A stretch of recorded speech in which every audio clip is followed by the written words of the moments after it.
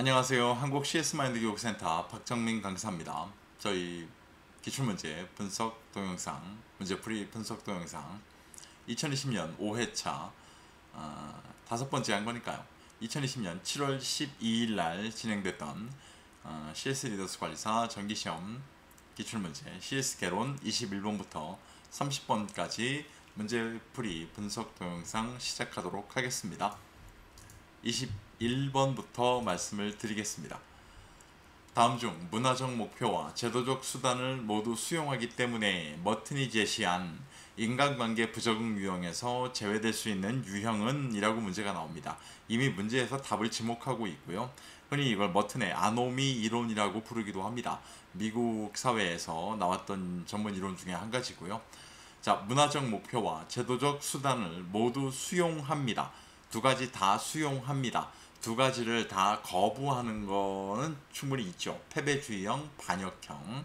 하지만 모두 수용한답니다. 그렇게 되면 뭘까요? 저희가 흔히 부적응에서 제외되는 이론이라고 하는 거 동조형입니다. 아주 간단하게 풀 수 있는 문제 유형이었습니다. 다음 문제. 대인지각 왜곡 유형 중 다음 보기 설명에 해당하는 게 무엇일까요? 라고 물어봅니다. 보기를 볼까요? 어떤 특정한 대상이나 집단에 대하여, 자, 일단 여기서 키가 있습니다. 대상이나 집단에 대하여 라고 얘기하고 있고요. 많은 사람들이 공통으로 가지는 비교적 고정된 견해와 사고를 뜻하며, 비교적 고정된 견해와 사고를 뜻하며 집단 특성에 근거합니다. 판단하려는 경향을 의미합니다. 자, 세 가지 정도. 대상이나 집단에 대한 특정한 대상이나 집단, 비교적 고정된 견해와 사고, 그 다음에 집단 특성에 근거합니다. 라고 얘기가 되는 키워드가 3개나 나왔습니다. 자, 답은 뭘로 지목합니까? 스테레오 타입이라고 보시면 됩니다. 다시 한번 말씀드리지만 스테레오 타입과 고정관념은 쉽게 구별이 어렵습니다. 특히나 고정관념이라는 큰 범주 안에 스테레오 타입이 있는 거기 때문에 절대로 같이 보기로 나오지 않을 겁니다. 이렇기 때문에 이 문제에서 지금 보기에서 보여줬던 것처럼 세 가지의 키워드, 세 가지 특정한 대상이나 집단, 비교적 고정된 견해와 사고, 그 다음에 집단 특성에 근거하여 판단합니다. 라는 세 가지를 가지고 스테레오 타입이라고 확인하시면 될 것 같습니다. 판단함에 있어서 아주 나쁘거나 아주 좋다라는 걸 기피하면서 중간 정도 걸로 판단하려는 거 중심화 경향이라고 저희가 부릅니다. 무조건 좋게 보려고 하는 거 관대화 경향이라고도 부르죠. 이렇게 보시면 될 것 같고요. 스키마 이론 같은 경우는요, 인지 구조 혹은 마음의 모델이라고 부르게 되는데요. 이게 소비자 기대나 지식들 간에 네트워크가 형성되어 있다라는 것 같고 저희가 이제 스키마 효과라고 이제 부르거든요. 좀 쉽지 않은 내용이기도 합니다. 이 스키마 효과 같은 경우 아직까지 답이었던 적은 전 없는 거로 기억하고 있는데 약간 좀 기억 좀 하시면 됩니다. 자, 23번 에드워드 홀 오랜만에 보네요. 공간학이라고 부르죠. 제시한 공간행동학과 관련해 친한 친구, 동료 등 신뢰감을 가지고 편안하게 대화할 수 있는 대상이나 이미 벌써 답을 지목합니다. 오랜 기간 친근한 관계를 맺어온 고객 사이에 형성되는 적당한 간격을 의미하는 건 뭐라고 부를까요? 흔히 저희가 어떤 거요? 45에서 120cm, 45cm에서 1m 20 정도의 거리에 속한다라고 보시면 되겠죠. 그러면 흔히 저희가 알고 있는 개인적 거리라고 보실 수가 있을 것 같습니다. 그럼 가족이나 친구, 친한 친구, 연인, 친한 친구를 넘어서겠죠. 연인, 가족 이렇게 되면 뭘까요? 네, 그땐 친밀한 거리가 될 겁니다. 꼭 기억하십시오. 이 거리 관점에 대한 거. 다음 문제. 효과적인 부탁 기술 중 자신이 원하는 것보다 훨씬 큰 것을 상대방에게 요청하고, 자, 큰 걸 요청하고 이를 거절하면 요구의 규모를 조금씩 축소하면서 결국 자신이 원하는 것을 얻어내는 방법은 무엇일까요? 자, 큰 거 요청한 다음에 요구의 규모를 조금씩 축소해 나간답니다. 점점 좀 크기가 작아지겠죠. 이 부분에 대한 건. 자, 이렇게 따지게 되면 이런 거 저희가 큰 데에서 작은 데로 가는 거, 네, 얼굴 부딪히기 기법이라고 보시면 될 것 같습니다. 이 중에서는 뭐 저희가 잘 모르는 것 중에 하나가 예전에 나왔던 건데요. 이게 흔히 알고 있는 이제 낮은 공 기법이라고 되어 있는 거예요. 그래서 이게 무슨 얘기냐면 최초에 어떤 제한된 거를 좋게 느낀 사람은요. 나중에 가가지고 조건을 뒤집어도요. 이걸 거절하기가 어렵답니다. 흔히 이런 거 가지고 저희가 하는 걸 낮은 공 기법이라고 불러요. 이 보기에서는 지금 높은 공 기법이라고 나오는데 낮은 공 기법이라는 게 있는 거고, 그 다음에 문간에 발 들여놓기 기법이라고 하는 거는요, 이거 작은 부탁 하나를 응하게 한 다음에 점점 더 큰 부탁까지 계속 허락하게 하는 기법이에요. 이해가시죠? 그러니까 작은 거를 부탁해서 받아들이게 되면 자꾸자꾸 이렇게 큰 걸로 이제 옮겨간다라고 하는 관점인데, 실제로 이게 어떻게 보면 한 발 들여놓기 기법이랑 굉장히 비슷한 거예요. 내용 자체가. 그런데 작은 부탁 하나를 응하게 한 후에 점점 더 큰 부탁까지 허락하게 하는 기법이라고 표현하는 거고요. 단계적 요청의 관점으로 보기도 합니다. 좀 구별이 되셔야 되는 문제 유형입니다. 자, 25번. 교류 분석의 구조를 이해하기 위한 욕구 이론 중 스트로크에 대한 설명으로 가장 올바르지 않은 거죠. 스트로크 지금 얘기하고 있습니다. 스트로크라는 거는 뭐 인간의 존재의 기본, 뭐랄까요? 존재의 기본 인식 도구, 인식 단계, 도구라고 하긴요 그렇고, 스트로크 존재 인식의 기본 단위죠. 단위. 스트로크라고 보시면 되고요. 자, 볼까요? 1번. 사람의 존재를 인정하기 위한 하나의 단위로서 긍정적, 부정적 스트로크가 있다. 맞죠? 2번. 상대방의 어깨를 토닥거리거나 수긍하는 뜻으로 가볍게 고개를 끄덕이는 건 역시 스트로크 행위에 해당한다. 맞습니다. 3번. 모든 인간의 타고난 기본적인 욕구는 자극을 갈망하는 욕구이며 이러한 자극 갈망을 스트로크를 통해 채울 수 있다. 이 설명도 맞습니다. 4번. 인간이 주고받는 스트로크의 방법은 확정적인 성향을 보이기 때문에 개인의 성격 형성과는 연관성이 매우 떨어진다. 이렇게 보기 어렵습니다. 인간은 누구나 타인과의 스트로크를 주고받으면서 자신이 어떤 사람인지 인식하고 원만한 대인관계를 갖고자 합니다. 라고 해서 저희가 배우는 게 시간의 구조와 6가지잖아요. 폐쇄부터 친밀까지 해가지고 점점 스트로크의 강도가 강해지는 거죠. 그 관점으로 볼 수 있는 내용이기 때문에 4번 내용이 잘못되어 있습니다. 5번 내용도 맞는 설명입니다. 이런 문제 같은 경우는 아마 전체를 다 읽어보셔야 조금 구별이 될 수 있는 내용이기도 할 것 같습니다. 그나마 4번 내용이 조금은 좀 객관적으로 보더라도 조금 의심이 들 만한 내용이었기 때문에 문제를 해결하는 데 큰 어려움이 없었지만, 만약에 저게 문맥이 틀린 게 없는 것처럼 보였을 경우에는 굉장히 구별하기 어려운 문제 유형이기도 합니다. 다음 문제. 접촉 경계 혼란의 원인 중 자의식에 대한 설명으로 가장 올바르지 않은 거. 자, 접촉 경계 혼란, 게슈탈트 이론이라고 저희가 부르고요. 경계 혼란이라는 경계성 이론이라고 부르잖아요. 자의식에 대한 내용을 지금 물어보고 있습니다. 자, 그럼 볼까요? 하나씩. 개체가 자신에 대해 지나치게 의식하고 관찰하는 현상을 말합니다. 맞죠? 저희가 알고 있는 대표적인 자의식에 대한 내용입니다. 2번. 자신의 행동에 대한 타인의 반응을 지나치게 의식하기 때문에 발생된다. 맞습니다. 3번. 편안한 마음으로 타인과 접촉하지 못하고 항상 자신을 병적으로 관찰하면서 긴장 상태에서 살게 된다. 맞습니다. 4번. 모든 상황을 철저하게 계산하고 이를 의식화할 경우 인위적인 부분을 극복하고 자연스럽게 행동할 수 있다. 이 내용은 조금 맞지 않죠. 모든 상황을 지나치게 계산되고 의식화될 때 개체의 행동은 자연스러움이 없어지고 인위적이 돼버린다. 이 설명이 오히려 맞을 겁니다. 그래서 4번 내용이 잘못되어 있습니다. 이 문제도 앞에서 보신 문제처럼 굉장히 좀 뭐랄까요, 자세하게 읽어보셔야만 구별이 될 수 있는 구체적인 내용들, 저희가 흔히 자의식에 대한 일정 부분의 키워드만 갖고 구별합니다 라는 건 이미 1번, 2번에 다 나왔어요. 전부 다. 그렇기 때문에 조금은 쉽지 않았던 개념의 어떤 뭐랄까요, 개념의 분석 정도의 문제 유형으로 보실 수가 있습니다. 이런 문제가 많이 나온다는 것 자체 때문에 지난 5월달에 진행했던 시험보다 상당히 많이 어려워진 것처럼 느껴졌던 내용이기도 합니다. 자, 27번.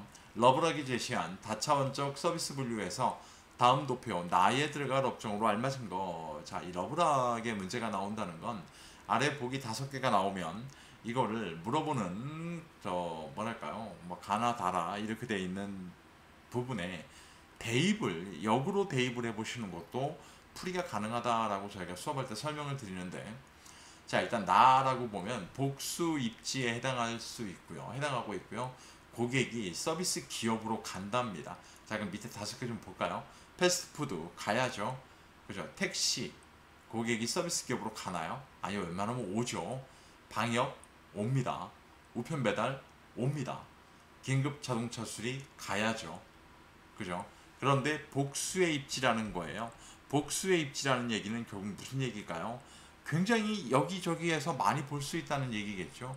자, 이렇게 따지게 되면 패스트푸드점일까요? 긴급 자동차 수리일까요? 시절 보면 패스트푸드가 답입니다. 가에 해당하는 건 흔히 극장, 뭐 이발소 이런 것들이 예시로 나올 수가 있고요. 다에 보게 되면 뭐 잔디 관리, 그다음에 택시, 택시가 여기 있네요. 방역 이런 것들이 다에 해당할 수 있습니다.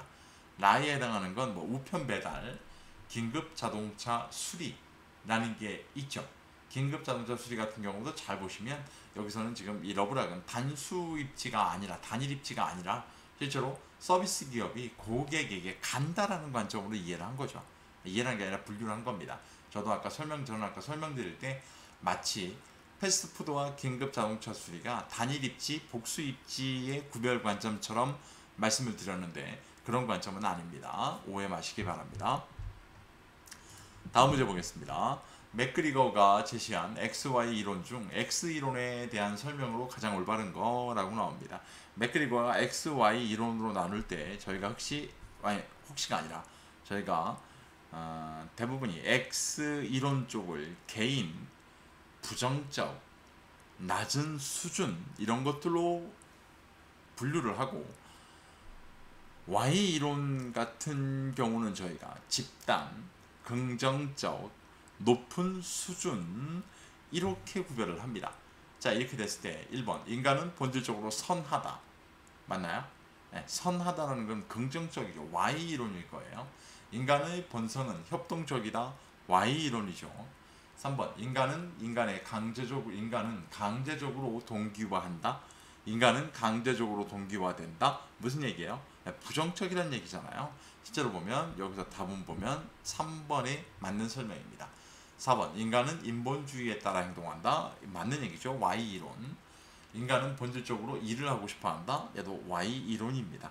자, 이렇게 문제가 실제로 밑에 보면 구체적인 세부 사항들을 가지고 출제를 했는데 이 XY 이론에서 X 이론 쪽엔 개인, 부정적, 흔히 낮은 수준, Y 이론 쪽에는 집단, 긍정적, 높은 수준 이걸 구별하고 있지 못한다면 조금은 문제 해결하는데 어려움을 느끼실 수 있는 문제 유형이기도 합니다. 물론 5개 보기를 보면 한 가지만 지금 부정적으로 되어 있기 때문에 충분히 구별이 가능했습니다만 실제로 그런 관점도 이해를 좀 하고 계시면 될 것 같습니다. 자, 오늘 영상 마지막 문제 아니네요. 29번 삼성 에버랜드에서 제시한 서비스 리더십을 구성하는 요소 중, 자, 서비스 리더십을 우리나라에서 제창이란다. 이걸 뭐 어필한 삼성 에버랜드입니다. 다음 보기 괄호 안에 들어갈 내용으로 알맞은 거, 자, 3가지가 나와야 됩니다.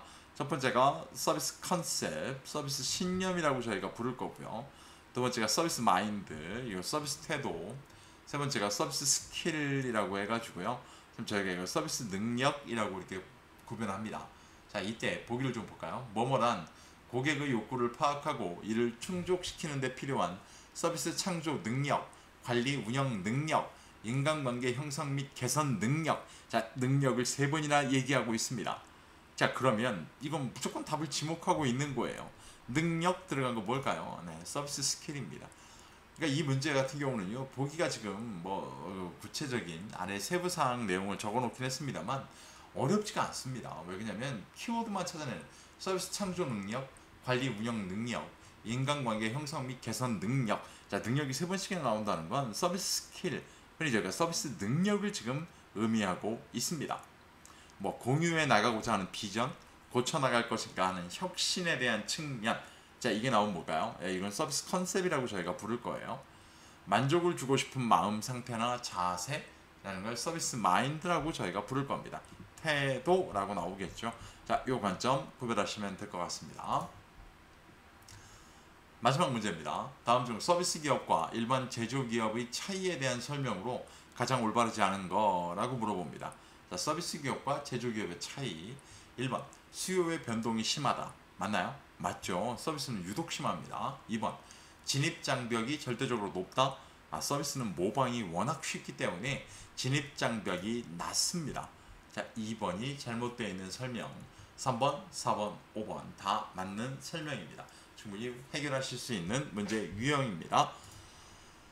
전체적으로 저희가 영상 3개를 가지고요. CS 개론을 1번부터 30번까지 쭉 풀어봤는데 실제로 7월달 시험에서 좀 특징적이었던 것 중에 하나가 뭐냐면 개념을 조금은 풀어놓고 개념의 확장, 그것뿐만 아니라 확장은 뭐 예시 형태로 나오는 거 아니면 그냥 개념을 조금 더 안으로 들어가서 심도 있게 분석한 문제 유형들, 이런 것들에 대한 문제 유형이 개론에서 일정 수가 기존 대비 일정 수가 조금 넘어가는 문제의 출제 비중을 보였습니다. 이렇다 보니까 기존 뭐 잠깐만 5월달 시험을 비교합니다만 뭐 그러면 바로 이전 시험이었던 6월 시험을 보더라도 그럼 어떨까요? 라고 보게 되면 6월 시험과 거의 엇비슷한 정도의 문제 출제의 어떤 뭐랄까요? 난이도 형태를 좀 보이지 않았을까. 대신에 개념을 분석하는 문제들이 좀 나왔기 때문에 어려움을 겪지 않으셨을까라는 생각을 좀 해봅니다.